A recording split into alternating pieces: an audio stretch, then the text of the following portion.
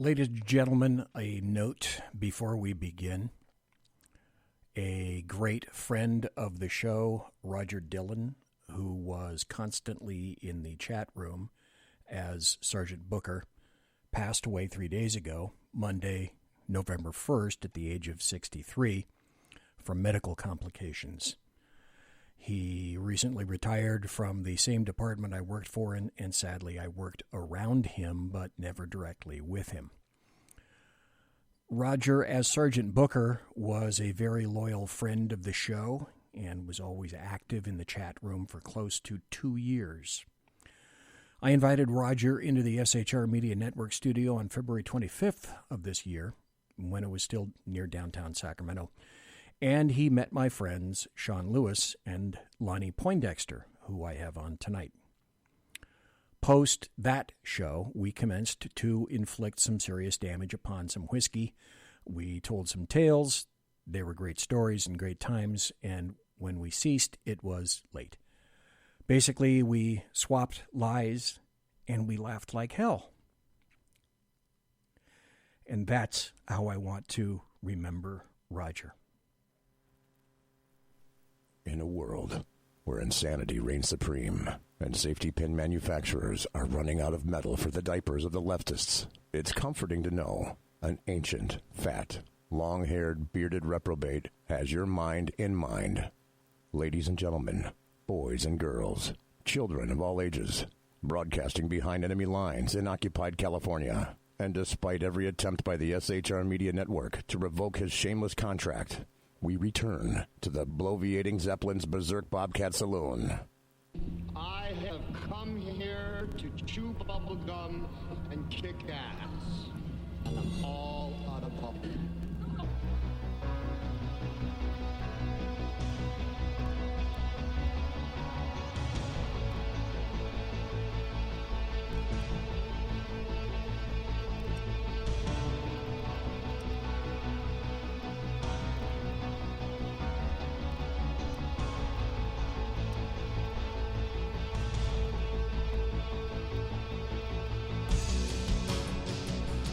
Ladies and gentlemen, boys and girls, children of all ages, welcome to the Bloviating Zeppelin's Berserk Bobcat Saloon radio show. You got a belly up to the bar, we've kept your seat, and it's great to see you back. Fluffy is going to be your bartender tonight. He pours with the best of them, and the lava lamp is lighted for me, but sadly not lighted for you, because I am on audio only due to, as you well know, internet complications when I come back with the show. Fully after having moved. I will be back on video, and I hope an entirely new and much better, more substantial host, like fiber optic, for example, which will really work well for me. If I told you the rate at which I get my internet right now, you would be very sad or wondering, gee, is it still 1923 where BZ is? And apparently, yes, it is. But I got to tell you this. We don't water our drinks, just like we don't water our conversation. Politics, religion, crime, culture, economics, race, sex, science, law. We talk about it all right here at the Saloon. Nothing is sacred. The speech is free, but the booze is not. And all we ask is that you flush the toilet, jiggle the handle, and don't forget to tip your waitress. This is going to be a great show if I can pull it off, because I'm already having internet issues. So let's see if I can make this thing going, if I can light this candle and get it going. Also, a programming note which I will mention at the conclusion of the show. Next Thursday night, I will have Lonnie Poindexter on for the entire show. He and myself will be doing an entire show together. So without any further ado, or perhaps with as much ado as I can possibly muster, I have to say this. Tonight's show is sort of a perfect follow-up to last Thursday night, the October 28th show. That was my birthday, as a matter of fact, where I had radio host and author Charles Love on to talk about his forthcoming book, Race Crazy, BLM 1619 in the Progressive Racism Movement. There's some linkage going on here. So Charles Love spoke about his book, which is described as The Progressive Path Has Gone Race Crazy. And they want to take America down the same path of insanity. When did America become obsessed with racial differences? After decades of progress, healing real-world prejudices and anger, we suddenly live in an America where we're expected to view every single thing through the lens of race. That's true. That's accurate. Then Charles Love gave me a startling revelation, which I'll mention here in a little bit. One that I was absolutely not aware of, and something was hiding in plain sight. But before I get to that, two things.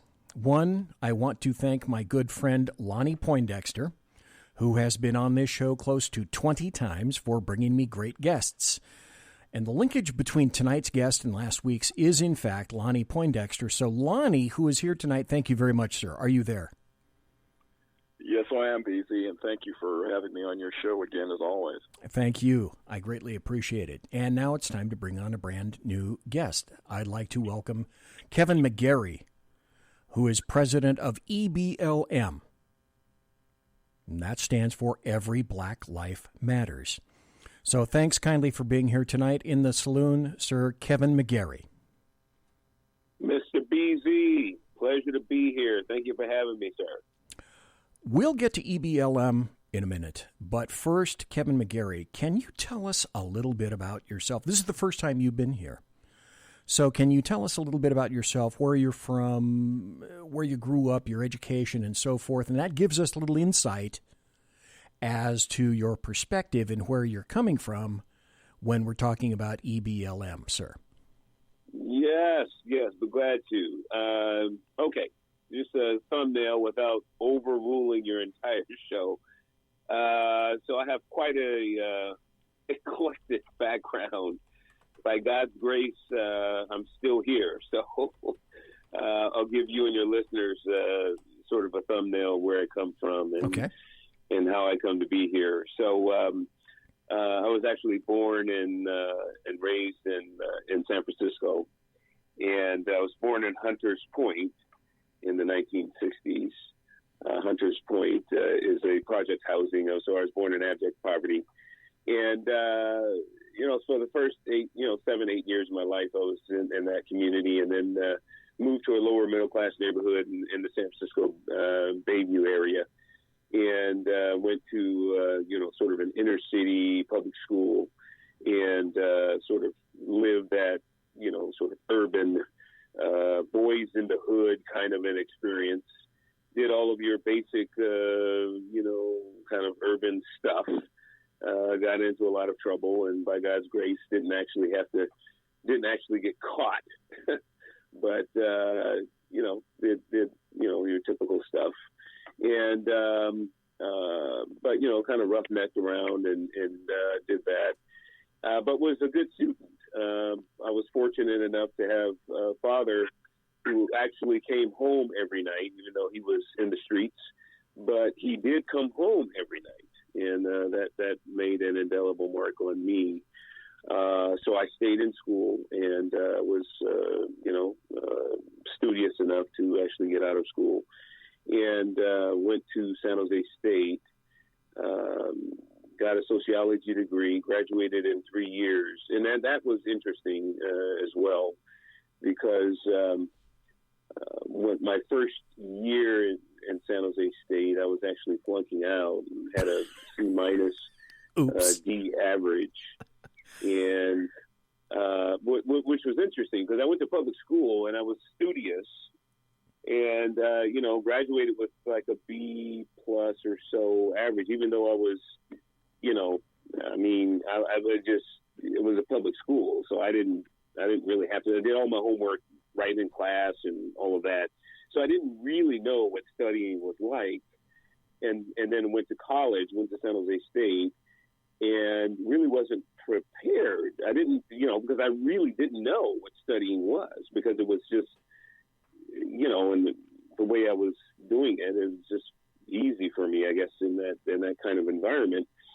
And so my first year in college, everybody else was studying and all of that, and I was partying and having a good time, and found myself with a D average in my first year.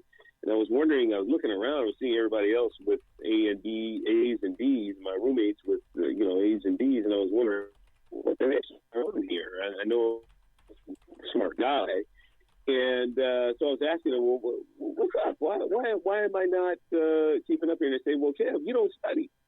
And I said, well, really, what is that? It was, honestly, guys, I didn't know, honestly, what that was, because I just never had to really do that, And so there is something about preparedness. If you don't go to a school that properly prepares you, and yet you get a scholarship to one of these Ivies because of whatever factors they use, you could really find yourself in trouble. And that was me. And it was, so I went to San Jose State, and so that was me. And so I was there. And then I realized, I said, oh, so you do study. And so I said, okay, well, for me, I know I don't do well unless I have a whole lot of pressure on me. So what I decided to do is take on a job because nobody was paying my way to college. I decided I'd work my way and just do it. So I decided instead of just working part-time and partying, I'd work full-time. So I took on 40-hour-a-week job, and I take more than full-time credit. So I went to school and took 24 credits as opposed to just 12. So I worked 40 hours and took 24 credits. So I had literally no time for partying. And my grade point average went up, and I graduated in 3.5 years. Wow. And I got out with a 3.5 GPA. So I'm one of these guys that if I have to have a whole lot of pressure on me in order to perform. And so I'm driven and I'm very competitive. I'm just very competitive. And so all of this foolishness that's going around now, like, we can't achieve anything because the oppressor, we're always going to be a victim, and somebody else always is always going to oppress us and never going to allow us to get ahead, and they have to be benevolent toward us in order for us to achieve anything. I mean, I was well above the white boys in my class and all the other white students in my class after I got a clue that you actually have to put you have to study so and I was overachieving everybody because I was just that kind of competitive so anyway so that's what drove me there. And then and so I was steeped in abject poverty. I was steeped in liberalism, leftism, again, sociology degree. So that really, I understand it to a T. So, but what happened is after I got out of college and found the love of my life, and right now I've been married 34 years. Oh, God bless you. Yeah, and so my wife and I, she was a psychology, degree, and I was sociology, and she was inner city Detroit, sort of same background, abject poverty, et cetera, et cetera. We decided to take our faith commitment to the next level. We decided to really trust God at His word, and He did something interesting in our marriage and our faith commitment. He really lifted the veil for us, and when He did that, we began to really look at the Word of God, and we tried to make our understanding of our civic engagement. We tried to make that fit with our faith commitment, and we couldn't. We just couldn't.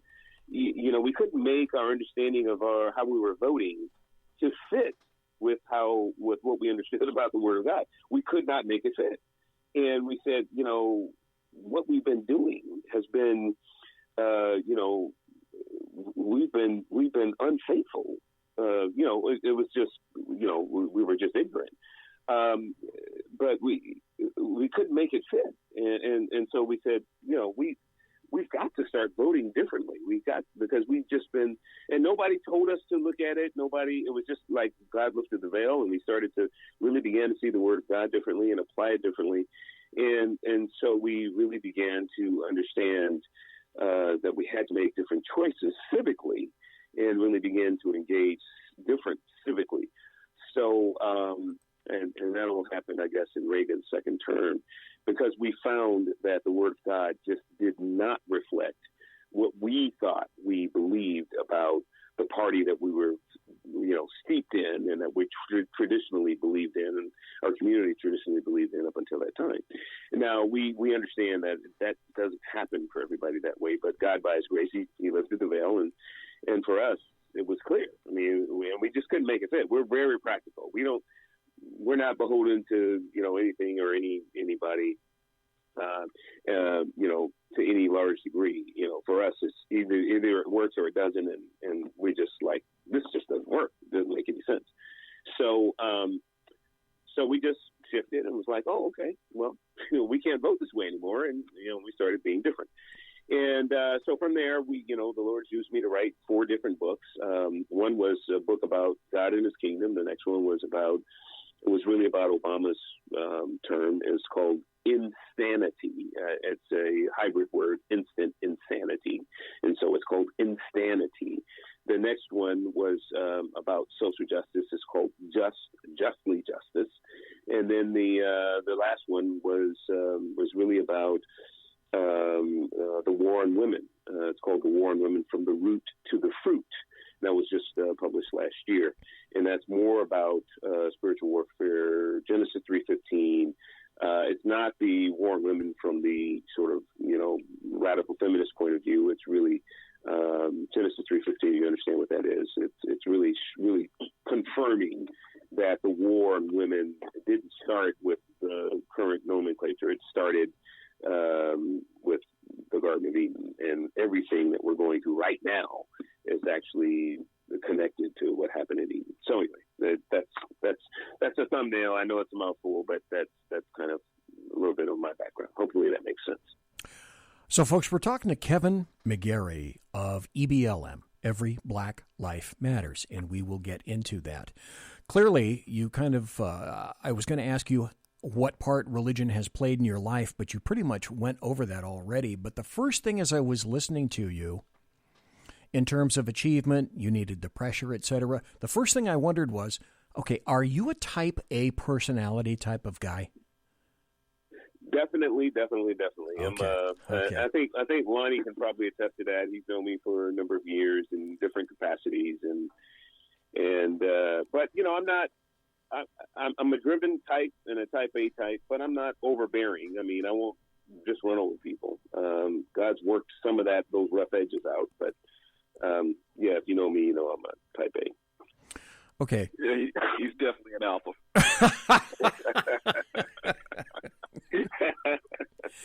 KEVIN McGARY, your CV is extensive. I went through as much of it as I could find on the internet. You're a public speaker, you're a teacher, you're a facilitator, you're an author. I found 2 of the books. I found The War on Women, From Root to the Fruit. Which side are you on?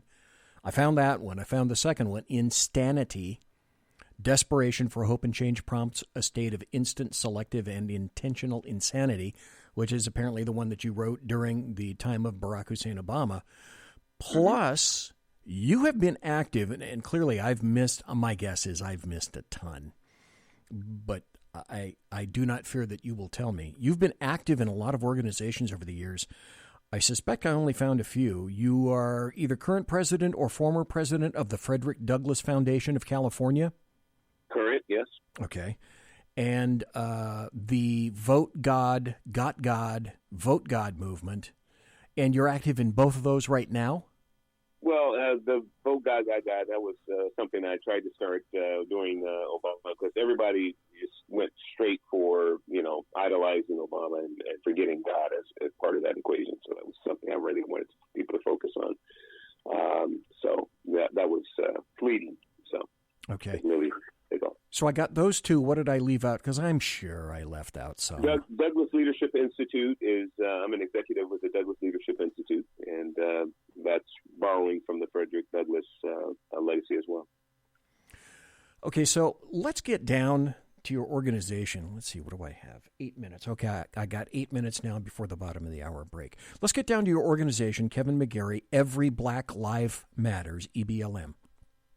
Yes. So first, let me begin by asking, what is your impression or thoughts about the entity BLM itself, Black Lives Matter? Yeah, So what we saw last summer was the carnage, the riots, the violence, all of that being precipitated as a result of George Floyd. Everybody had a different result or a different response to the 9 minutes and 40 some odd seconds of the knee on the back of the neck.